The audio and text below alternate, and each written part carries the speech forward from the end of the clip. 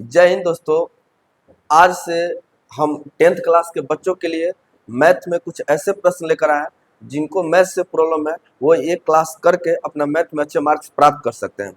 आज से chapter wise question है जो वास्तविक संख्या से रिलेटेड कुछ क्वेश्चन है जो हर एग्जाम में आपका यहाँ से क्वेश्चन पूछा जाता है। तो चलिए आज देखते हैं कुछ ऐसे महत्वपूर्ण प्रश्नों को जो आपको एग्जाम में बहुत सहूलियत मिलेगा इसको देखने से। चलिए तो हम देखते हैं कि पहला प्रश्न जब स्क्रीन पे देखिए पहला प्रश्न क्या है। क्वेश्चन दिया गया है कि अभाज्य गुणनखंड विधि द्वारा 96 और 404 का मसन निकालना है और उनका क्या ज्ञात करना है, लसक ज्ञात करना है। ये क्वेश्चन बार बार एग्जाम में रिपीट होता है। चलिए देखते हैं कैसे बनाएंगे इसको। क्वेश्चन है कि 96 और 404 का अभाज्य गुणनखंड विधि से मसन निकालना है। तो सबसे पहले हम इन दोनों संख्याओं को, पहला संख्या मेरा 96 हो गया, दूसरी संख्या कितना हो गया 404, इनका हम गुणनखंड करेंगे। देखिए गुणनखंड कैसे करेंगे, तो पहले इससे कितना से लगेगा, 2 से। कितना से लगेगा, 2 से। 2 से कितना, 4 बार में 8, 1 2 8 16। फिर कितना से लगेगा, 2 से 2 दूना 4, 2 चौक 8। फिर 2 से 2 एकम 2, 2 दूना 4। फिर 2 से 6 बार में, 2 से कितना बार में, 3 बार में, और ये 3 से कितना बार में लगना है, 1 बार में। इसी तरह 404 का भी हम गुणनखंड कर लेंगे। देखिए इसका गुणनखंड ये भी 2 से लगेगा, 2 से काटेंगे 2 दूना 4 0, फिर 2 दूना 4, फिर 2 से 2 एकम 2 0, 2 एकम 2। फिर कितना से लगेगा, ये 2 से तो लगेगा नहीं, 3 से भी नहीं लगेगा, 3 से लगने का नियम सबको जोड़ कर 3 से भाग लेंगे, 4 से भी नहीं लगेगा, 5 से भी नहीं, 6 से नहीं लगेगा, 7 से लगेंगे, 7 से भी नहीं लगेगा, 8 से भी नहीं लगेगा, 9 से भी नहीं लगेगा, 10 से भी नहीं लगेगा, 11 से कटेगा, 11 से भी है नहीं कटेगा। तो 13 से देखते हैं, 13 और 17 से, 13 से भी नहीं लगेगा, 15 17 17 14 17 51 17 चौको 68 17 55 85। एक मिनट रुको, तो इसको रोकना कले। चलिए ये 2 से कटा, 2 से एक बार में 0, 2 एकम 2। अब ये बचा मेरे पास 101। 101 किसी भी संख्या से डिविजिबल नहीं होगा। तो देखिए मेरे पास क्या प्राप्त हो गया, 96 बराबर आया, 96 बराबर मेरा आ गया 2 गुना 2 गुना 2 गुना 2 गुना 2 गुना 3। कितना तो है, 1 2 3 4 5, 1 2 3 4 5 और एक 3 है। इसी तरह 404 बराबर मेरा आ गया 2 गुना 2 गुना 101। अब इसमें बोला है कि निकालिए आप एचसीएफ बताइए। क्या बताइए, एचसीएफ। देखिए एचसीएफ बराबर क्या होता है, एचसीएफ हाईएस्ट कॉमन फैक्टर हो गया। देखिए जो दोनों में कॉमन हो उसे क्या कहेंगे, एचसीएफ। क्या कहेंगे, एचसीएफ। देखिए 1 2 हमारा यहाँ पे मिल रहा है, तो 1 2 हो गया। एक और 2 हमारा मिल रहा है, ये भी 1 2 हो गया। और कोई संख्या इन दोनों में कॉमन है, मिल रहा है नहीं, तो 1 हो गया 2, और फिर 1 यहाँ से 2 में 2 से गुना करें कितना आ जाएगा, 4। ये इन दोनों संख्याओं का क्या हो जाएगा, मस है। इन दोनों संख्याओं का क्या होगा, मस है, एचसीएफ। अब देखते हैं इन दोनों संख्याओं का लसा कैसे ज्ञात करेंगे। अब देखते हैं इन दोनों संख्याओं का मसा कैसे ज्ञात करें, लसा ज्ञात करें। मसा तो हमारा आ गया 4। अब देखते हैं लसा कैसे निकालेंगे। 2 संख्या मेरा प्राप्त होगा। एक संख्या मेरा था 96, एक संख्या था 96 और दूसरी संख्या जो था वो था 404। कितना था, 404। और इस सब का एचसीएफ मेरा निकल के आ गया था 4। कितना एचसीएफ, 4। अब बोला है कि इसका एलसीएम बताइए। क्या बताइए, एलसीएम। देखिए एलसीएम आसानी से गुणनखंड से भी निकाल सकते हैं, लेकिन एक और हम तरीका बताते हैं। एक फार्मूला आप लोग जानते होंगे, पहली संख्या गुना दूसरी संख्या बराबर एलसीएम गुना एचसीएफ। एलसीएम गुना क्या होता है, एचसीएफ। इस फार्मूला से हम इसको क्या कर देंगे, सोल्व करेंगे। देखिए पहली संख्या कितना हो गया 96, दूसरी संख्या कितना हो गया 404। इधर से एलसीएम, एलसीएम तो हमको निकालना है, एलसीएम तो हम छोड़ देंगे, एलसीएम। एचसीएफ मेरा क्या हो गया, एचसीएफ यहाँ हो गया 4। अब ये गुना में इधर आएगा तो भागा में, इसीलिए हम लिख सकते हैं कि एलसीएम बराबर 96 404, अब बटा में कितना आ जाएगा 4। अब इसको डिवाइड करेंगे, कट कुट करेंगे। देखिए काट कर कितना आंसर आता है, काटेंगे इसको, 4 से कटेगा, 4 दूना 1 4 चौको 16। अब आ गया 24 गुना 404। अब इसको गुना करेंगे, वो मेरा क्या प्राप्त होगा, एलसीएम। गुना करेंगे तो आ जाएगा आपको 4 4 6 9696। ये मेरा क्या होगा, आंसर। ये क्या होगा, आंसर। चलिए अब नेक्स्ट क्वेश्चन देखते हैं, अगला क्वेश्चन। चलिए क्वेश्चन नंबर 2 देखते हैं। क्वेश्चन है, स्क्रीन पे आप क्वेश्चन देखिए। क्वेश्चन है कि संख्या है 135 और 225 का एचसीएफ निकालना है, मसन निकालना है यूक्लिड विभाजन से। किस विभाजन से, यूक्लिड विभाजन से। चलिए यूक्लिड विभाजन का तरीका हम देखते हैं। देखिए पहले तो समझते हैं यूक्लिड विभाजन है क्या। यूक्लिड विभाजन, यूक्लिड विभाजन देखिए बोलना, ये है आपको यूक्लिड विभाजन।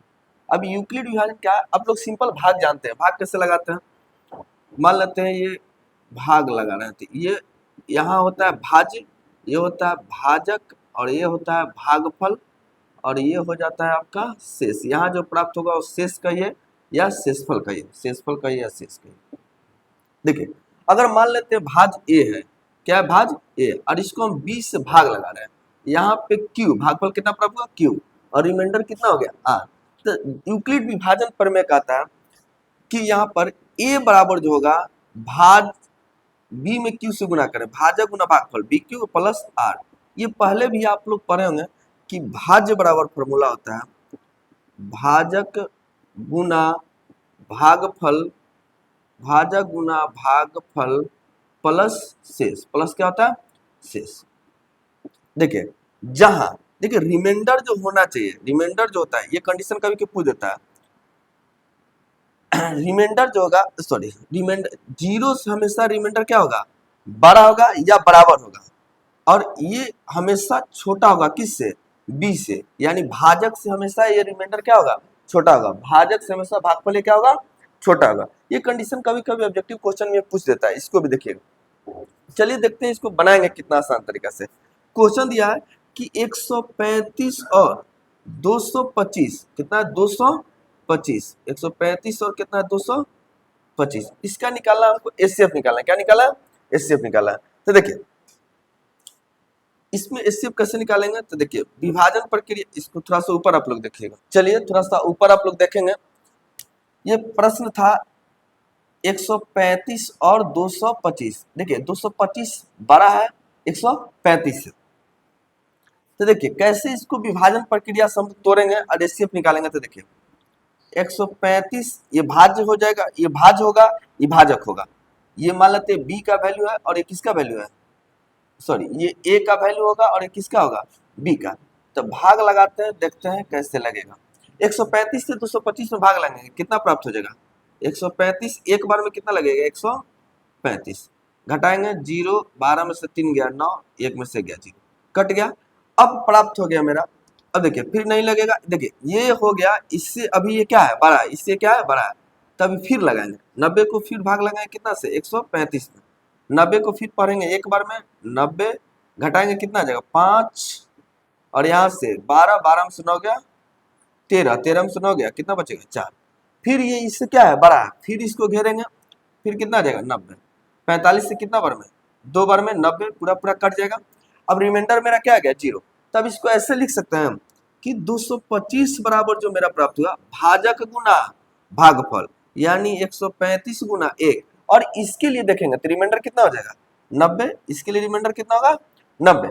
इसी तरह अगर इसको देखेंगे तो भाज्य अब कितना हो जाएगा 135, भाज्य कितना हो जाएगा 135, तो भाजक कितना होगा भाजक गुना भागफल यानी 90 गुना 1, 90 गुना कितना हो जाएगा 1, और इसके लिए रिमाइंडर कितना हो जाएगा 45।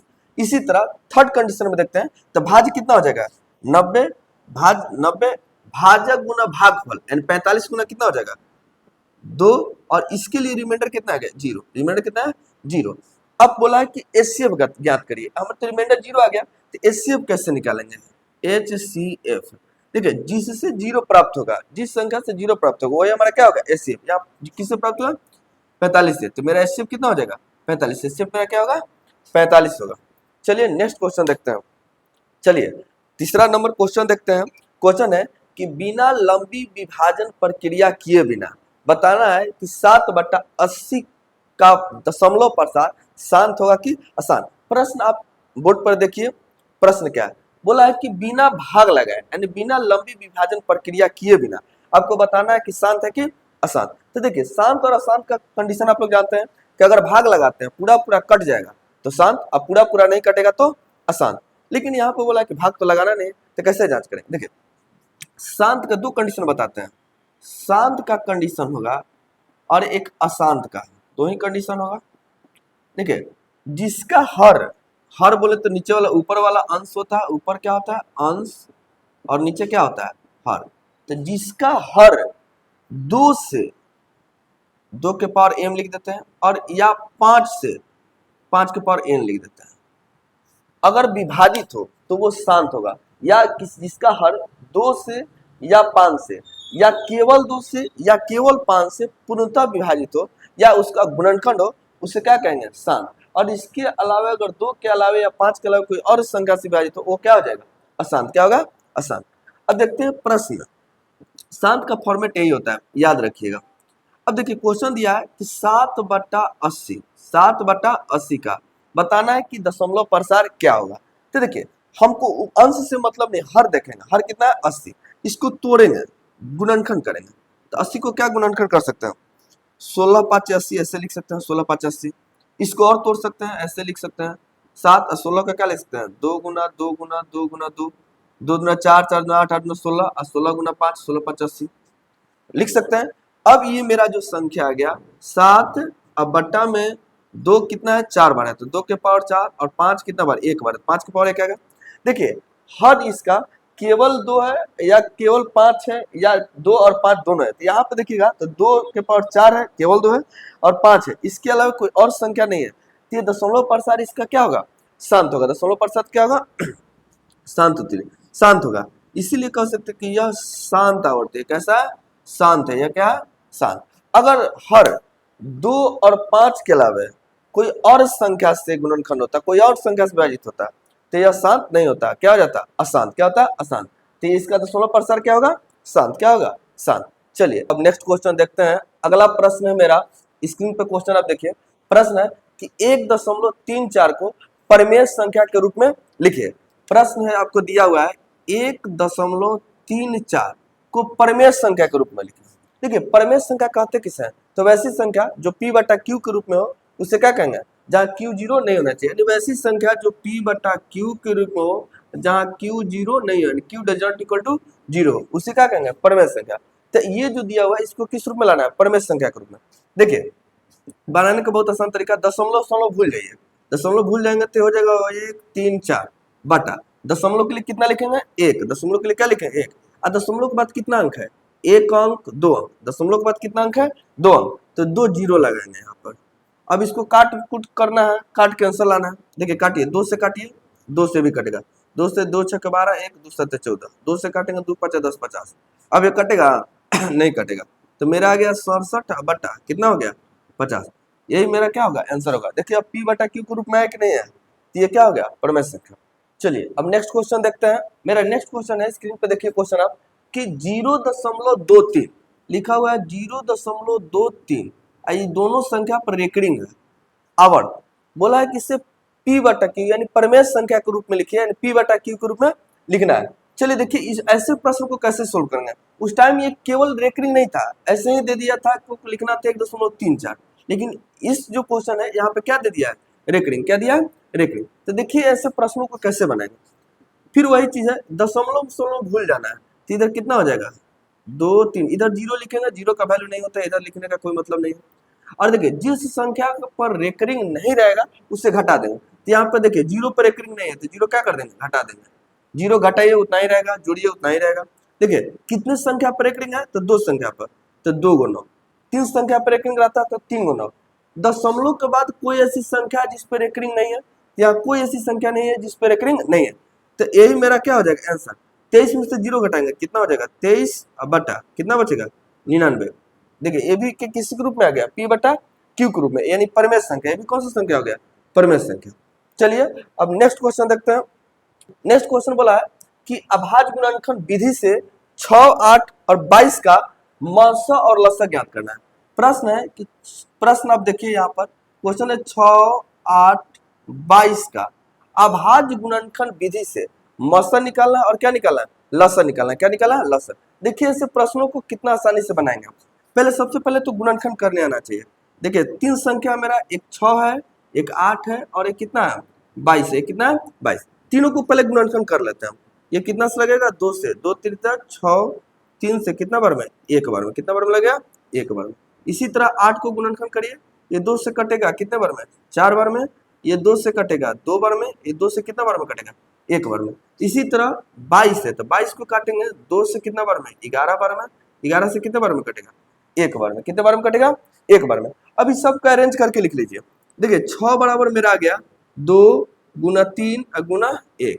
इसी तरह 8 बराबर आ गया 2 गुना 2 गुना 2 गुना 1। इसी तरह आ गया 22 में 2 गुना 11 गुना 1।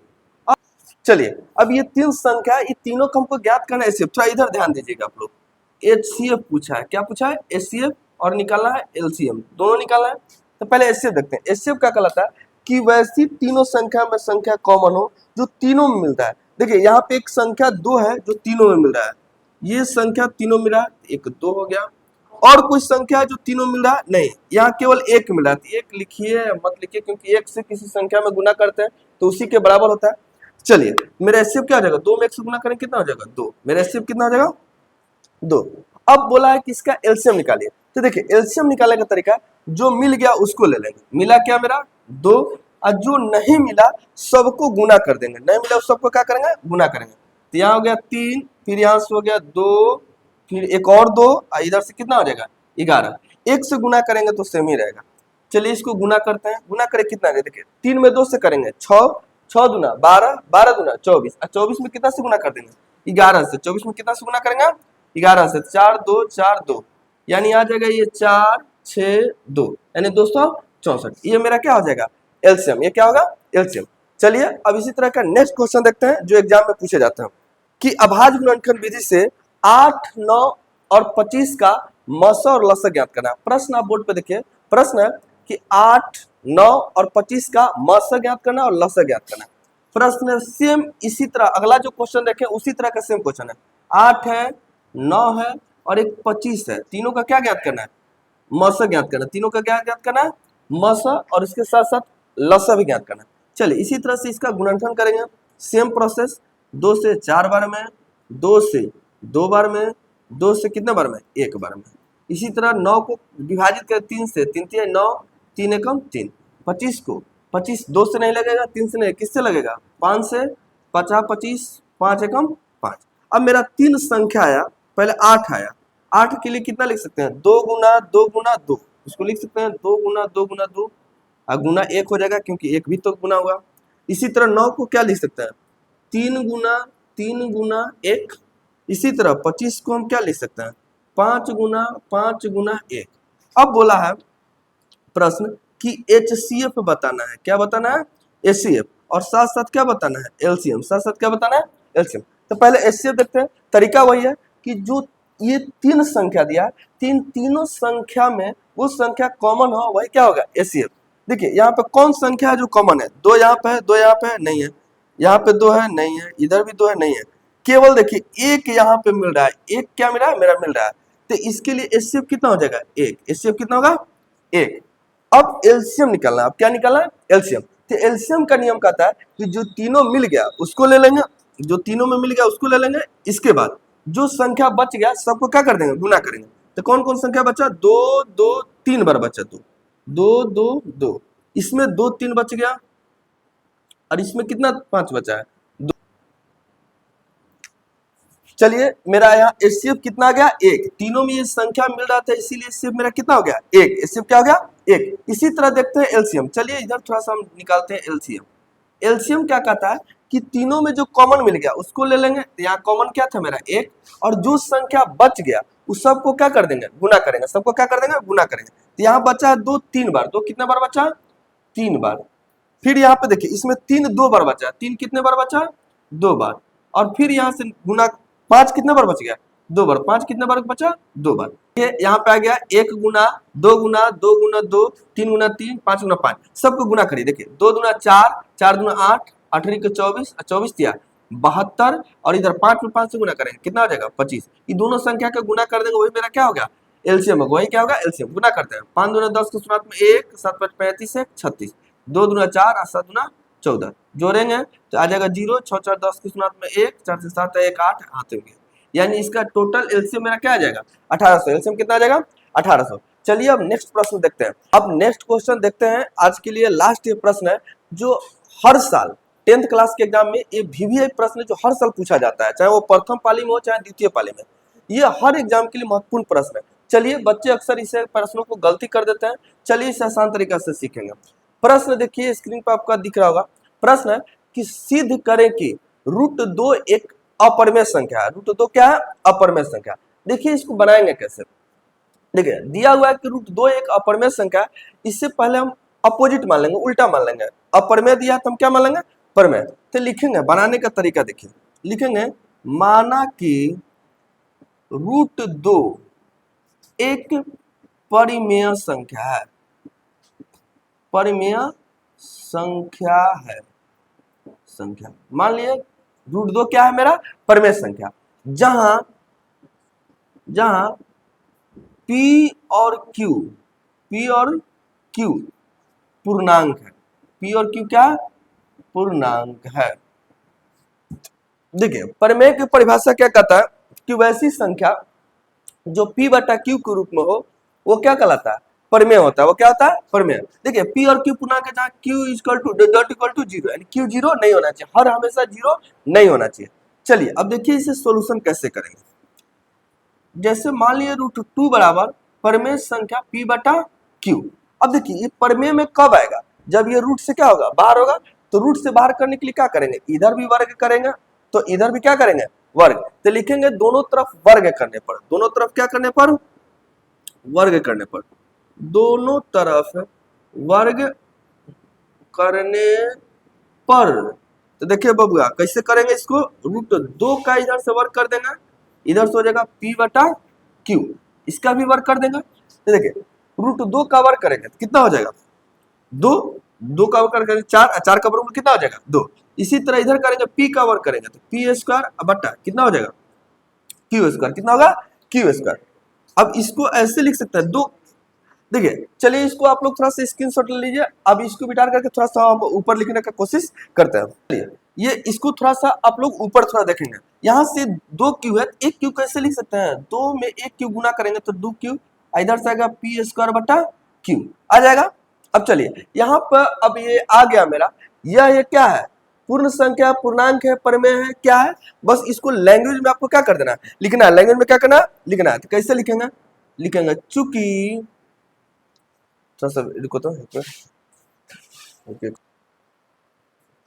चलिए अब यहाँ पे हम लैंग्वेज लिखेंगे। देखिए लैंग्वेज क्या लिखा था, चूंकि P² और Q², देखिए यहाँ पे P² और Q को छोड़कर Q में, यहाँ ऐसे लिखेंगे Q में, P² और Q में एक को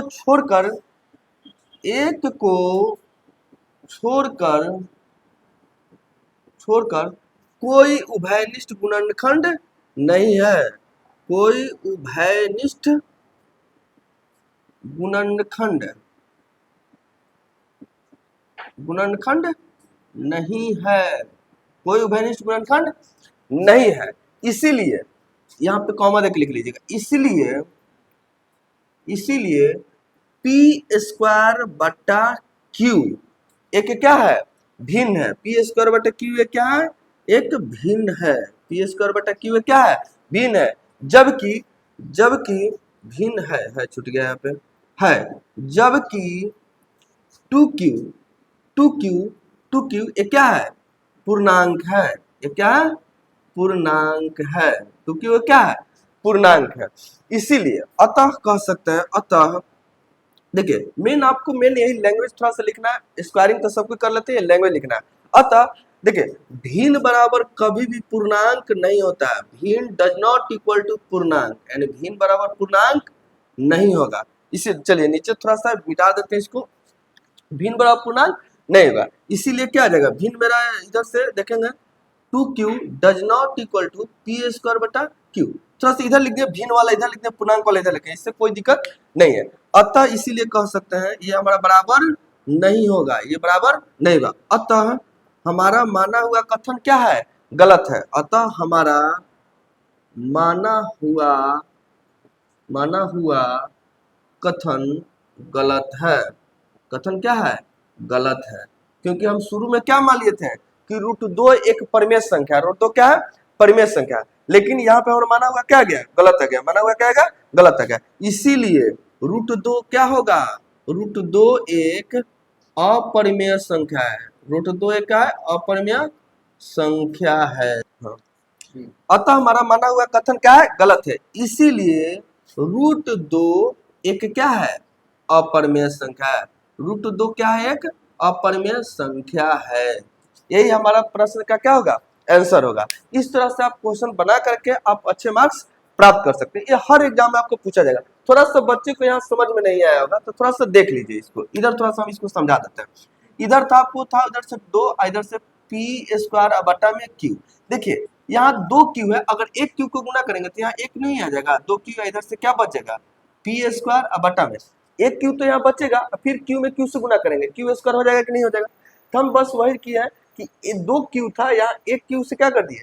गुना कर दिए। क्यू से क्या कर दिए? गुना कर दिए। अब आप ऐसे प्रश्न को बनाइए, इसको रिवीजन करिए और बहुत सारे प्रश्न और नेक्स्ट क्लास में हम लेकर आएंगे, उससे देखिए जो आपके एग्जाम के लिए बहुत सहूलियत प्रदान करेगा, आपको रिजल्ट में अच्छा मार्क्स प्रदान करेगा। चलिए आप रेगुलर क्लास को वॉच करिए, देखिए और मेरे चैनल को सब्सक्राइब करिए। जय हिंद।